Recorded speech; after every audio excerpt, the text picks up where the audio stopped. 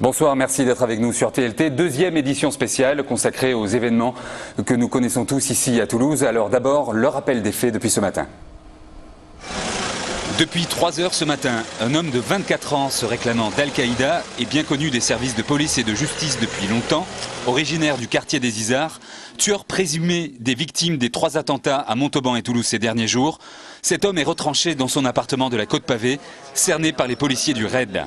L'enquête menant à ce présumé tueur en scooter s'était accélérée grâce à une adresse IP d'un ordinateur de la famille. 7 millions de données téléphoniques vérifiées, 700 connexions Internet scrutées, 200 auditions réalisées. En même temps, on avait épluché les dossiers de 20 000 militaires. Plusieurs heures de négociations ont permis de faire le portrait du suspect qui aurait agi seul en préparant d'autres crimes. Les procureurs de Paris et Toulouse ont affirmé que Mohamed Merah se vantait d'avoir mis la France à genoux. Ce qu'on pourrait qualifier de profil d'autoradicalisation salafiste atypique. Bonsoir Didier Martinez. Bonsoir. Vous êtes notre porte-parole de la police, vous savez des choses, il y a des choses que vous ne pouvez pas dire sans doute, d'autres que vous ne savez pas. Vous êtes sur le terrain depuis plusieurs jours et depuis ce matin sans doute. D'abord, quelle impression avez-vous du mode opératoire, de la façon dont les choses se déroulent? Les Toulousains se posent des questions, les Français en général, sur pourquoi on en est là maintenant. Ça va à la fois très vite et à la fois on se demande pourquoi ça ne va pas plus vite. Voilà, il est vrai que dans un premier temps, c'est l'enquête qui avait été quelque peu critiquée, notamment les dernières heures.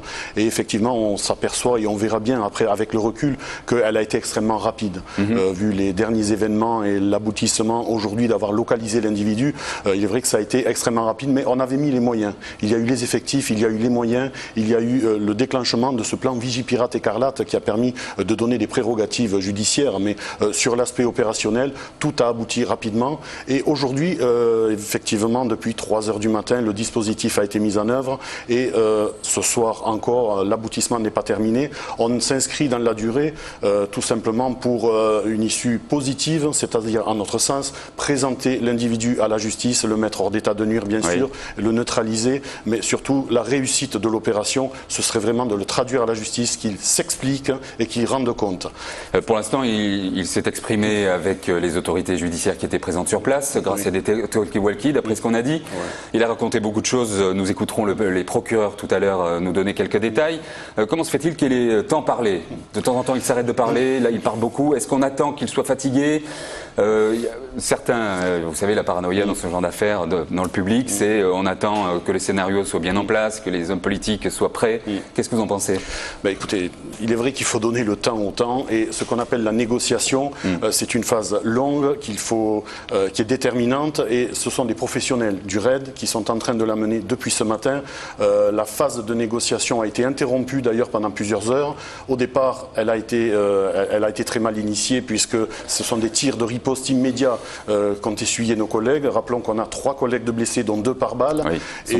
Voilà, donc cette journée a été quand même lourde côté policier, et il est vrai qu'à l'heure actuelle, la reprise des négociations depuis le début de l'après-midi consiste effectivement à faire en sorte que cette personne se rende ou soit interpellée dans les meilleures conditions possibles. Voilà, donc c'est vrai que c'est long, c'est vrai que le temps, les enquêteurs ne mesurent pas le temps, je veux dire, ce sont des gens rodés à cet exercice, ça peut durer longtemps, pour eux ça ne pose aucun problème.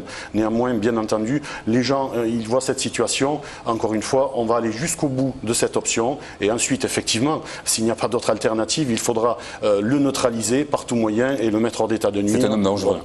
C'est un homme extrêmement dangereux qui en a fait la démonstration, et donc la police nationale et tous les intervenants savent à quoi s'attendre et savent les dispositions et les mesures à prendre. Alors avant de continuer, d'aller plus loin dans cette édition spéciale, je voudrais qu'on écoute justement les riverains de ce quartier de la Côte-Pavée, de cette rue du Sergent Vignier que beaucoup de gens ont découvert ce matin. Les gens qui se sont réveillés à 3h, 4h du matin, réveillés par des bruits de guerre, c'est comme ça qu'ils l'expriment. À commencer par Jérémy Mercadal qui est venu ce matin dans notre édition spéciale, qui s'est présenté spontanément. Il a pu sortir de chez lui, il habite sur la rue Sergent Vignier et à la fois il a une sortie de l'autre côté. Il est venu avec quelques documents qu'il a pris de lui-même, de la vidéo, et il nous a raconté ce qu'il avait vécu ce matin.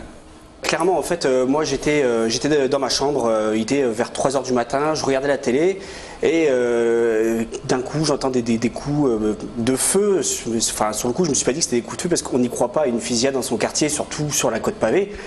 Et donc ça a commencé avec comme si ça mitraillait, et suivi par des coups de fusil à pompe. Je me suis dit que j'étais un petit peu dans la psychose. C'est vrai que c'était très lourd comme bruit. Enfin, moi, j'avais jamais entendu le bruit d'une arme auparavant. Donc, au final, on ne sait pas à quoi ça ressemble à part ce qu'on voit à la télé. Et c'est choquant donc. C'est choquant, ouais, parce que quand on apprend vraiment que c'est ça, c'est choquant. On se dit que moi, j'ai ouvert la fenêtre, j'ai mis ma tête dehors. Donc, comme je vous ai dit, la deuxième fois, j'y ai pas cru. J'ai essayé de me rendormir jusqu'à qu'à 5 h du matin, mon coloc débarque dans ma chambre en me disant il y a le raid qui est en bas, le forcené habite en face de chez nous. Ouais.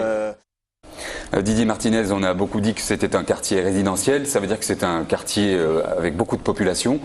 Les gens ont réagi par la peur. Vous connaissez le terrain, c'est normal. Oui, c'est tout à fait normal. Et puis alors il y a des précautions à prendre. Voilà, en pleine nuit, c'est vrai que ça surprend toujours, d'autant qu'il y a eu des ripostes, donc forcément des tirs de part et d'autre. Et effectivement, l'aspect de peur aussi provient aussi de l'aspect physique des intervenants. Il serait que les effectifs cagoulés impressionnent toujours. Les détonations en pleine nuit, ça impressionne toujours. Il est vrai que ça a un aspect psychologique aussi, eu égard aux tueurs, parce que bien entendu, qu'il s'agisse dans le cas de figure du tueur ou d'autres malfaiteurs dans d'autres cas, effectivement, le RAID et les unités d'intervention GIPN ou GIGN doivent marquer immédiatement leur suprématie par les moyens employés, par l'aspect physique, et il est vrai que ça impressionne encore plus la population. Voilà, on a entendu effectivement des habitants de l'immeuble éplorer, puisqu'on leur a demandé de se calfeutrer pendant un long moment. Puis leurs vœux ont été exaucés, ils ont pu être rapatriés et exfiltrés de l'immeuble pour être amenés à la caserne Pérignon où Nicolas Sarkozy les a accueillis. Voilà, tout à fait. Il faut se dire que les gens, voilà, ils sont en sécurité. Dès lors que ces gens-là, quel que soit leur aspect, sont là pour les protéger, pour mettre hors d'état de nuire les malfaiteurs, et en l'occurrence le tueur, et leur vocation est de les protéger, les sécuriser. Le périmètre de sécurité dès ce matin a été très très important, puisque la police toulousaine est intervenue aux premières heures du matin. Les compagnies de CRS sont arrivées pour élargir le périmètre, puisque énormément de monde, de médias et de presse étaient présents, et il fallait sécuriser à la fois le quartier, à la fois les résidences annexes et bien entendu l'immeuble concerné qui a été effectivement évacué en toute sécurité. On peut dire que le gaz et l'électricité avaient été coupés déjà aux toutes premières heures de la nuit, et là ils ont été évacués en toute sécurité. Et désormais, donc, quelles que soient les conditions d'une éventuelle intervention, il n'y aura pas de problème. Sur cette évacuation, Marie Larpan a été sur place, caserne Pérignon à Toulouse. À la caserne Pérignon, Nicolas Sarkozy était attendu pour rencontrer les habitants de l'immeuble où se retranche le tueur présumé depuis ce matin, ainsi que des représentants religieux.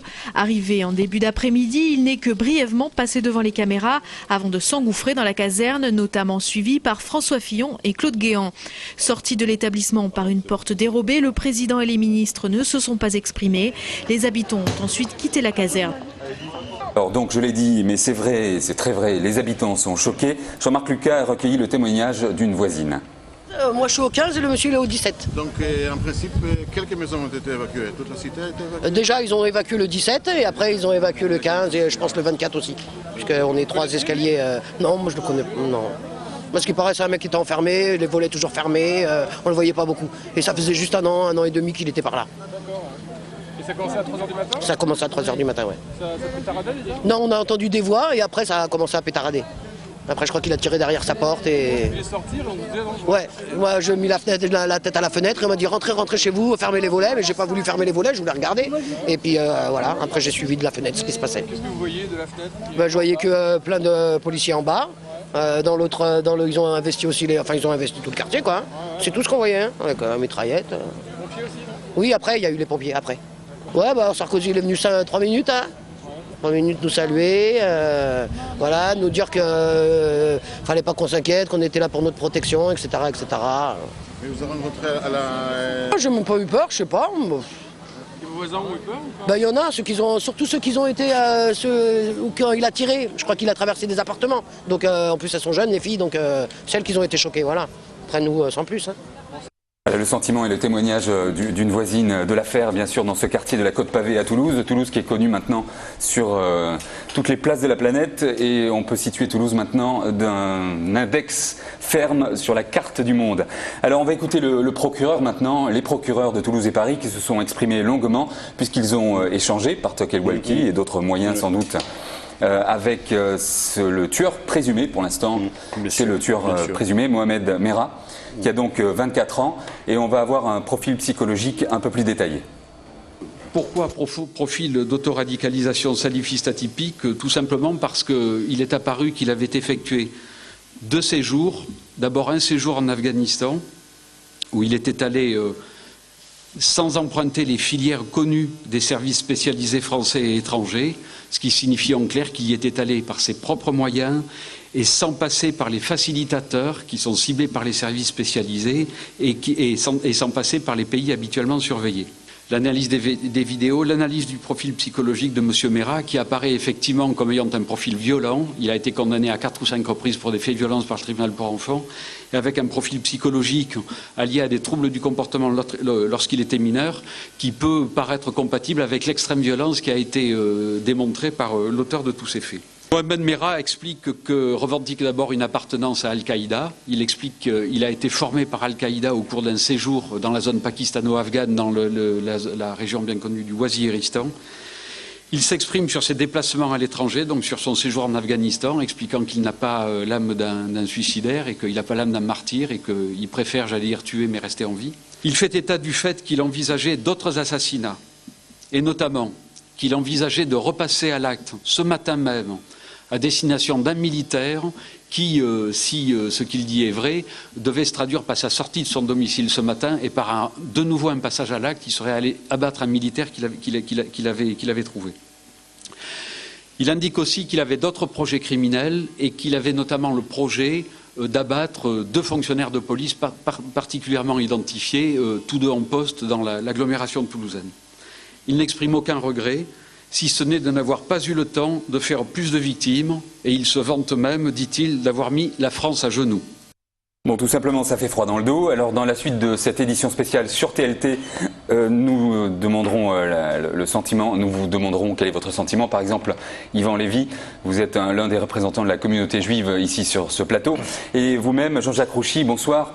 Vous êtes chargé de relations au diocèse de Toulouse avec l'islam, et puis vous êtes un bon spécialiste de l'islam. Vous nous direz si l'islam est une religion vengeresse, une religion tueuse. Puis on a entendu quelques détails sur le profil de cet homme, salafiste, Al-Qaïda. Vous essaierez de nous expliquer d'où il peut bien provenir, ce jeune Toulousain. D'abord, on va essayer de creuser encore la personnalité de Mohamed Mera. Avec vous, François Guin, vous avez rencontré quelqu'un qu'il a bien connu lors de ses précédents ennuis démêlés judiciaires. Effectivement, on voit que les témoignages se multiplient et à l'heure actuelle, on a pu en recueillir un qui est particulièrement fort, c'est celui de Maître Etelin. Oui. Maître Etelin, c'est l'avocat de Mohamed Mera. Il le connaît bien, il le connaît depuis que Mera est adolescent, ses premières condamnations, 17-18 ans, on a vu le procureur de la République qui évoquait un individu violent.